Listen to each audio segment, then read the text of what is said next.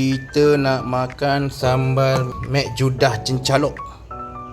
Sayang, buat telur mata kebau dengan kicap cilapi sikit. Nabi. Alhamdulillah. Kita nak makan telur kicap cilapi dengan sambal mek judah. Ini dia, mek judah tahu. Sambal ni sambal pedas ni. Dia sambal cencalok. Tuang, kena dekat telur sikit. Makan dengan nasi panas-panas.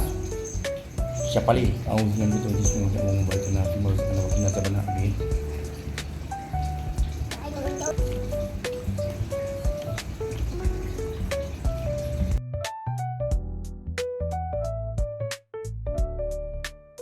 Jadi sambal mek judah letak dengan telur, kicap, cilapi, sebutin. Memang jadi. Nasi kena panas-panas. Order sambal ni boleh tengok nama yang aku mention dekat caption.